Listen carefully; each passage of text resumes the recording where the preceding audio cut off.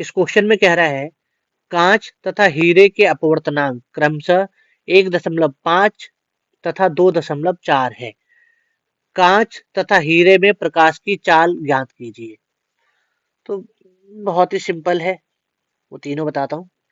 देखो,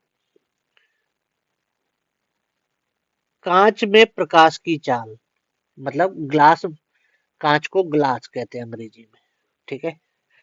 तो किसी भी माध्यम में प्रकाश की चाल इक्वल टू होता है प्रकाश की चाल वायु या निर्वात में बटे उस माध्यम की अपवर्तनांक। अपवर्तनांक, अच्छा, यूपी बोर्ड में एनसीडी नोट होता है।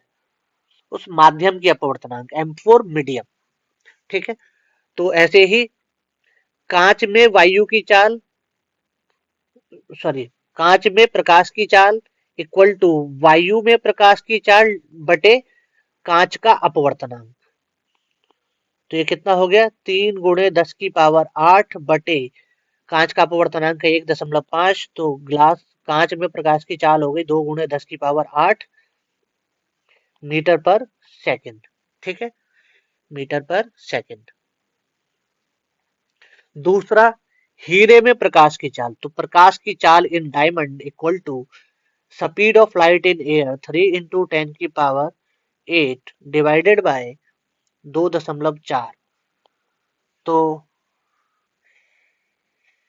हीरे में स्पीड ऑफ लाइट, तो 3 / 2.4, 1.25 कितना हो गया, 1.25 इंटू 10⁸ मीटर पर सेकेंड। आप लोग हिंदी में लिखना है ऐसे, मीटर पर सेकेंड, ठीक है। दूसरा क्या कह रहा है, हीरे का कांच के सापेक्ष अपवर्तनांक, refractive index of diamond with respect to glass equal to refractive index of diamond divided by refractive index of glass. तो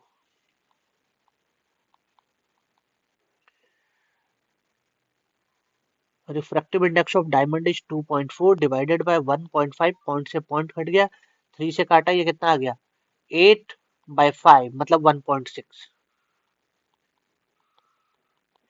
1.6, ठीक है। तीसरा क्वेश्चन है कि परम अपवर्तनांक किसे कहते हैं। तो परम अपवर्तनांक होता है वायु के सापेक्ष, वायु के सापेक्ष किसी माध्यम का अपवर्तनांक, माध्यम का अपवर्तनांक, अपवर्तनांक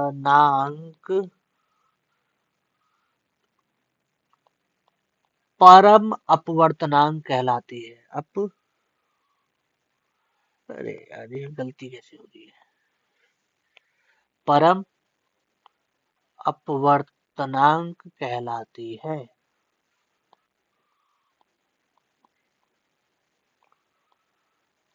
क्लियर।